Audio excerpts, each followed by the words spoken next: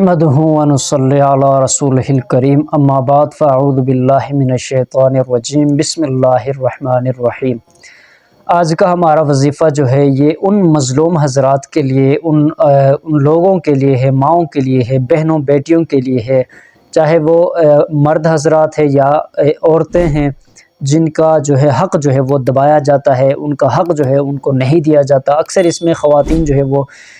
شامل ہوتے ہیں یا وہ شریک ہوتے ہیں کہ ان کا حق جو ہے ان سے چھینا جاتا ہے اور ان کو محروم کیا جاتا ہے، چاہے وہ جس حوالے سے بھی ہو، چاہے وہ جائیداد کی تقسیم کے حوالے سے ہو، زمینوں کی تقسیم کے حوالے سے ہو، یا کوئی اور معاملہ ہو یا کاروباری معاملہ ہو۔ تو یہ عورتوں کے ساتھ بہت زیادہ ظلم و زیادتیاں کی جاتی ہے۔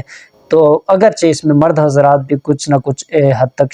شریک ہوتے ہیں یا شامل ہوتے ہیں کہ جن کا حق جو ہے وہ دبایا جاتا ہے، لیکن مرد حضرات جو ہے اپنی طاقت استعمال کرتے ہیں، پولیس اسٹیشن جا کر، تھانے جا کر مقدمہ جو ہے وہ درج کرتے ہیں، پولیس والوں کے ساتھ رابطہ جو ہے وہ قائم کر لیتے ہیں، وکلاء حضرات کے ساتھ قائم کر لیتے ہیں، اور ایجنسی والوں کے ساتھ رابطہ جو ہے وہ قائم کر لیتے ہیں، کسی نہ کسی طرح وہ اپنا حق جو ہے وہ واپس لے لیتے ہیں۔ لیکن جو خواتین جو ہے وہ اس میں پیچھے رہ جاتی ہے، وہ مظلوم کے مظلوم ہی رہ جاتے ہیں اور ان کا حق جو ہے وہ دبایا جاتا ہے، چاہے وہ مرد ہے چاہے وہ خواتین ہے۔ وہ حضرات جن کا حق جو ہے وہ مارا جاتا ہے یا جن کا حق دبایا جاتا ہے، انہیں محروم رکھا جاتا ہے، انہیں نہیں دیا جاتا، یہ وظیفہ ان کے لیے ہے۔ انشاءاللہ تعالی آپ اس وظیفے کے اوپر عمل کریں گے،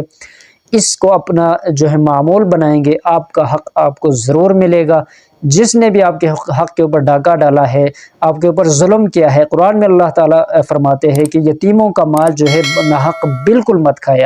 آپ یتیموں کا مال جو ہے ناحق مت کھائے۔ اگر آپ یتیموں کا مال یا مظلوموں کا مال جو ہے ناحق کھاتے ہیں، ان سے پیسے لیتے ہیں، چاہے ان کے جائیداد کے اوپر قبضہ کرتے ہیں، دکانوں کے اوپر، کاروبار کے اوپر، کسی طریقے سے بھی اگر آپ ان کا مال لیتے ہیں، وہ آپ کھاتے ہیں، تو آپ ان کا مال نہیں کھا رہے بلکہ آپ جہنم کا آگ جو ہے، جہنم کی جو آگ ہے وہ آپ کے پیٹ کے اندر جا رہا ہے۔ الاعوذ باللہ، اللہ رب الجلال ہم سب کی حفاظت فرمائے۔ یہ بہت بڑا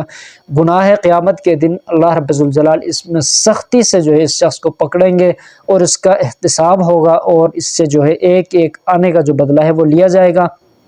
اس بندے کے جو تمام نیک اعمال ہوں گے وہ اس مظلوم کو دیے جائیں گے، اگر نیک اعمال ختم ہو جائیں گے تو مظلوم کے جو گناہ ہے وہ اس بندے کے اوپر ڈال دیے جائیں گے، اس کو جہنم میں بھیج دیا جائے گا۔ اللہ ہم سب کی حفاظت فرمائے۔ تو جو بھی شخص چاہتا ہے کہ اس کا حق جو ہے اسے مل جائے، واپس اسے لوٹا دیا جائے، تو وہ اس کے اوپر عمل کرے۔ وظیفہ کون سا ہے؟ وظیفہ بتانے سے پہلے گزارش ہے، اگر چینل پر نئے ہیں اس کو ضرور آپ سبسکرائب کریں، ہماری طرف سے انشاءاللہ تعالی خصوصی اجازت آپ کو مل جائے گی۔ آپ کے وظیفے میں انشاءاللہ اللہ رب الجلال تاثیر پیدا فرمائیں گے، بہت زیادہ آپ کو فائدہ ہوگا۔ عمل آپ نے کون سا کرنا ہے؟ اسکرین کے اوپر جو آپ کو یہ دعا جو ہے نظر آ رہی ہے،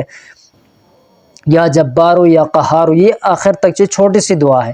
یہ آپ دعا 313 مرتبہ جو ہے روزانہ پڑھیں گے۔ اس نیت سے پڑھیں گے کہ مخالف جو ہے وہ میرا حق ادا کرے، مجھے واپس لٹا دے۔ اس نیت سے آپ 313 مرتبہ اس دعا کو پڑھیں گے، اس کا اہتمام کریں گے،